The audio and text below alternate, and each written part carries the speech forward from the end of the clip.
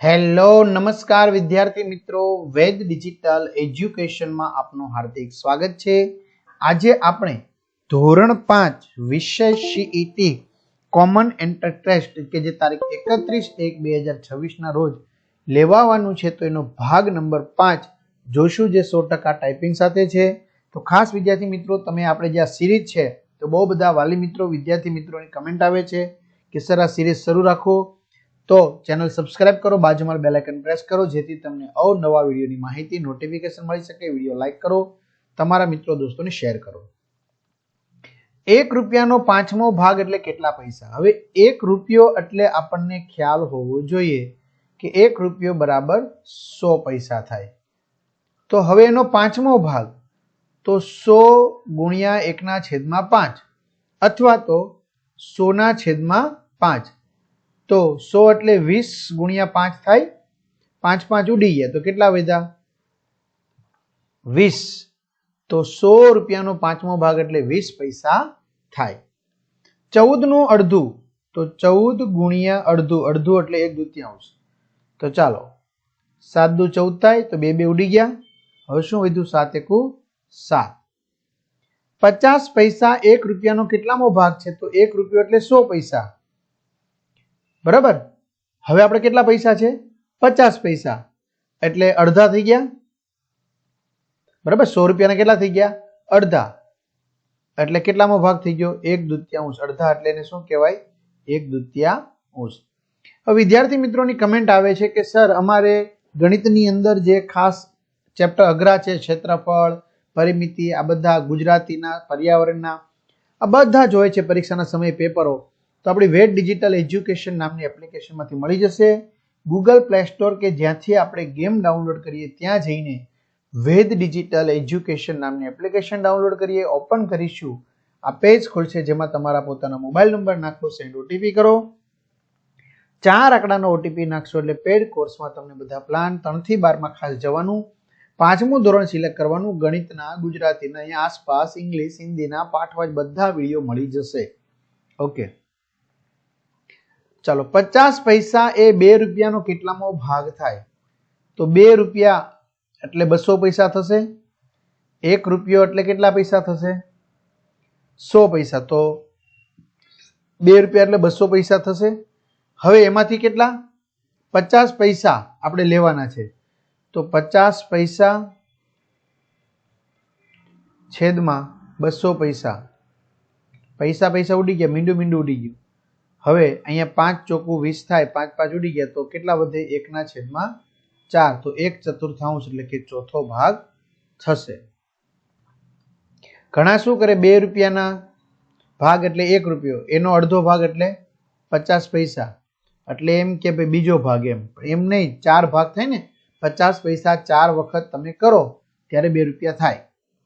ભારતીય ધ્વજના કેટલા ભાગમાં સફેદ રંગ છે? તો કુલ કેટલા ભાગ છે? 3, એમાંથી 1 ભાગમાં સફેદ રંગ છે એટલે 1/3। સફેદ, લીલો કે પછી કેસરી પૂછે, બરાબર? ખ્યાલ આવે છે? એક વર્તુળના એક સરખા 8 ભાગ કરવામાં આવે છે અને તેના 4 ભાગમાં લાલ રંગ પૂરવામાં આવ્યો છે, તો વર્તુળનો કેટલો ભાગ રંગીન થાય? તો એક આ વર્તુળ છે, એના કેટલા ભાગ કર્યા છે? 8। અત્યારે મેં કેટલા કર્યા? 4। હવે કેટલા થયા? 6। હવે કેટલા થયા? 8, બરાબર? 1 2 3 3 4 5 6 7 8। ઓકે, એમાંથી 4 ભાગમાં લાલ રંગ કરવામાં આવ્યો, 4માં કયો રંગ કરી દીધો? આ લાલ રંગ। તો વર્તુળનો કેટલો ભાગ રંગીન થયો? અડધો। અડધોને શું કહેવાય? 1/2, બરાબર? છઠ્ઠામાં શું આવશે? સી। 2 રૂપિયાનો ચોથો ભાગ બરાબર કેટલા? તો હમણાં જ કીધું તું, 50 પૈસા એ 2 રૂપિયાનો કેટલામો ભાગ છે? ચોથો। તો 2 રૂપિયાનો ચોથો ભાગ એટલે કોણ થશે? 50 પૈસા। તો 2 રૂપિયા એને ભાગ્યા 4, 4 પંચાને 20, પાછળ શૂન્ય, 50 એકુ 50, 50 પૈસા। આવી રીતે 2 રૂપિયા એ 10 રૂપિયાનો કેટલામો ભાગ થશે?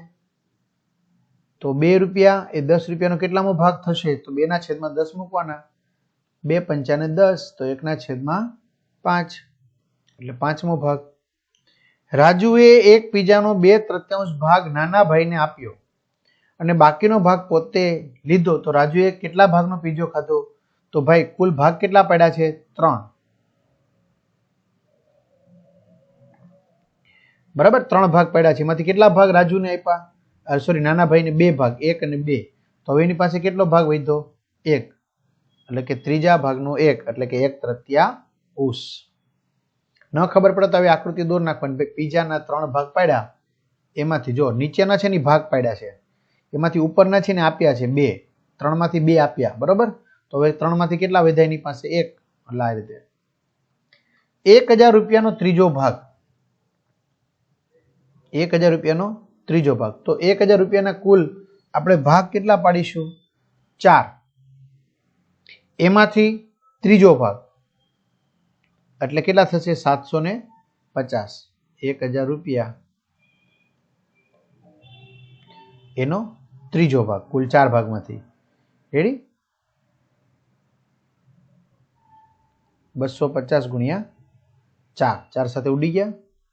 250 ગુણ્યા 4 એટલે 1000, 4 4 ઉડી ગયા. 250 ગુણ્યા 3 એટલે 25 તેરી 75, પાછળ 0. 750 રૂપિયા. એક સફરજનના 12 ભાગ કરવામાં આવ્યા, તેમાંથી ચોથો ભાગ રોહનને આપવામાં આવ્યો, એટલે કે કુલ કેટલા ભાગ કર્યા? 12.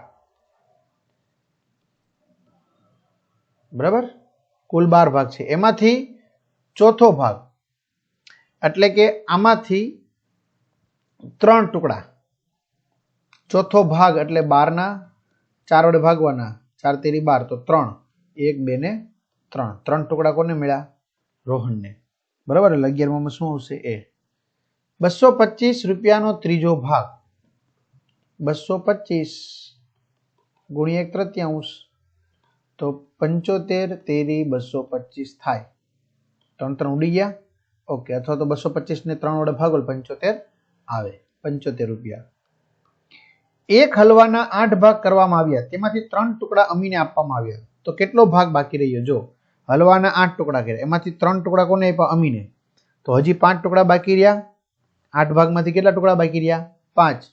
તો 8 ભાગમાંથી 5 ટુકડા બાકી રહ્યા. પંચ અષ્ટમાંશ. 10 રૂપિયા 100 નો કેટલામો ભાગ થાય? હા, તો 10 રૂપિયા છેદમાં 100 આમ મૂકવાનું, મીંડું મીંડું ગયું એટલે 10મો ભાગ, 1/10, એટલે 10મો ભાગ. એની દિવસના 12 કલાક અભ્યાસમાં વિતાવે છે, તો તે દિવસનો કેટલામો ભાગ અભ્યાસમાં વિતાવે છે? તો દિવસમાં કલાક કેટલી? 24.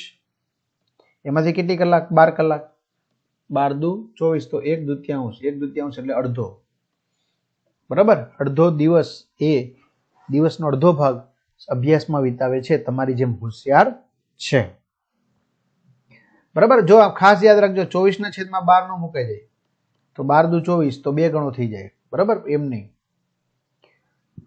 2 રૂપિયાના કેટલા સિક્કા લઈએ તો 10 રૂપિયા થાય? તો 2 રૂપિયાના 5 સિક્કા લઈ લો, 10 રૂપિયા થાય. અથવા તો 10/2, 2 પંચાને 10, તો 5 આવી ગયા. એવી રીતે 10 રૂપિયા એ 100 રૂપિયાનો કેટલામો ભાગ થાય? તો હમણાં કીધું 10મો.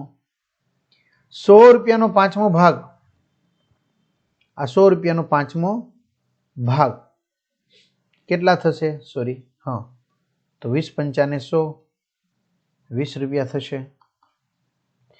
1000 રૂપિયાનો 1/2મો ભાગ, 1000 ગુણ્યા 1/2, 500 ગુણ્યા 2, 1000 થઈ ગયા. 2 2 ઉડી ગયા. 500. એક દિવસનો છઠ્ઠો ભાગ, દિવસમાં કલાક 24, એનો છઠ્ઠો ભાગ એટલે 1/6, 6 ચોક 24, એટલે કેટલી કલાક થઈ? 4 કલાક.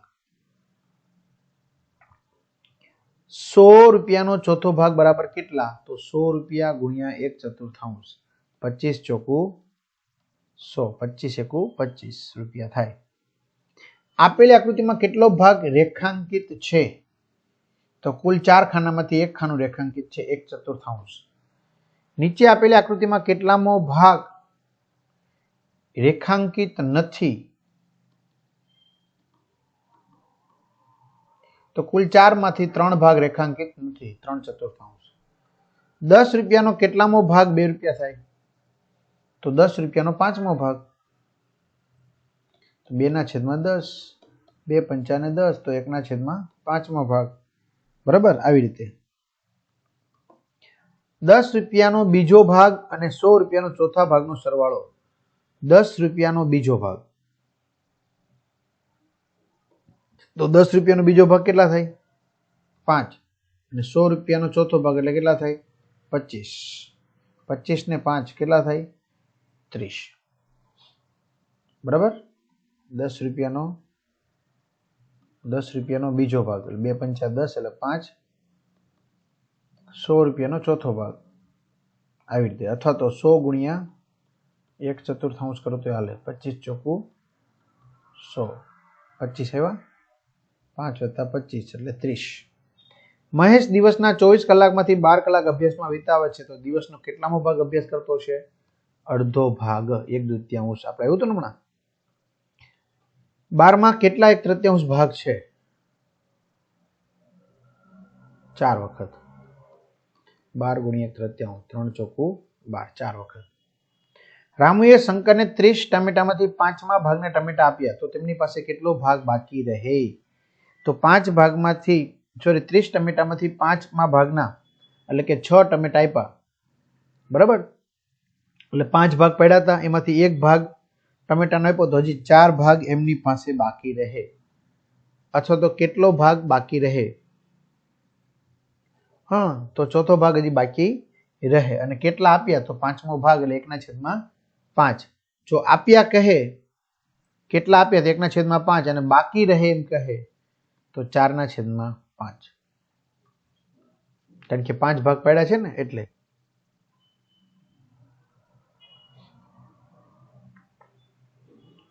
મંજુ પાસે એક ચોકલેટ છે જેના 8 ભાગ છે. તેણે તેનો ચોથો ભાગ શીલાને અને બીજો ભાગ રોશનીને આપ્યો, તો તેની પાસે કેટલામો ભાગ બાકી રહે? હવે સાંભળજો, કુલ કેટલા ભાગ છે? 8 ભાગ છે. રેડી? એમાંથી ચોથો ભાગ, 8ના ચોથો એટલે કેટલા થશે? 2 ભાગ થશે. તો આ ભાગ કોને આપ્યો? શીલાને. બીજો ભાગ રોશનીને આપ્યો. કોને આપ્યો? રોશનીને. એટલે હવે 6 વધ્યા, એમાંથી અડધા, બીજો ભાગ એટલે અડધા થશે. એટલે આને તો કાઢી જ નાખવાના, બરાબર, ચોથા ભાગને. હવે આમાંથી 1, 2 અને 3 કોને આપ્યા? રોશનીને. તો હવે કેટલા વધ્યા? 3. એટલે 1/3. લાભેશ અને રિંકુને તેના દાદાએ 100 લખોટી આપીને કહ્યું કે આમાંથી 2/5 ભાગની લખોટી લાભેશને મળે, તો રિંકુને ભાગ 100 હશે. તો 100 લખોટી આમાંથી 2/5 લાભેશને મળે, તો 20 પંચાને 100, 5 5 વહી ગયા, 20 દુ 40. તો 40 લખોટી કોને મળી? લાભેશને મળે. તો રિંકુને શું મળે? તો 5 ભાગમાંથી 2 ભાગ મળી ગયા, તો હવે કુલ ભાગ 5 છે. તો હવે કેટલા ભાગ બાકી રહ્યા? 3. તો 3/5. 3/5. સોરી મિત્રો, અહીંયા 1/4 આવશે. કઈ રીતે? બીજો ભાગ, ચોથો ભાગ આને આપ્યો ને બીજો ભાગ હકીકતમાં આ રીતે થાય.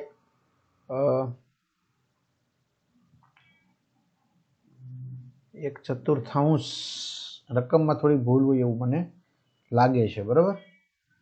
મંજુ પાસે એક ચોકલેટ છે જેમાં 8 ભાગ છે. તેણે તેનો ચોથો ભાગ એટલે 8 ભાગમાંથી 2 ભાગ તો કોને આપી દીધા? શીલાને. અને હવે જે વધ્યું એમાંથી બીજો ભાગ એટલે અડધો કોને આપી દીધો? રોશનીને. તો તેની પાસે કેટલામો ભાગ બાકી રહે? તો 8 ખાનામાંથી 3 ખાના બાકી રહ્યા. હકીકતમાં આ રીતનું આવે, બરાબર. 8 હતી એમાંથી 3 એની પાસે રહ્યા. તો અહીંયા સુધી વિદ્યાર્થી મિત્રો રાખીએ.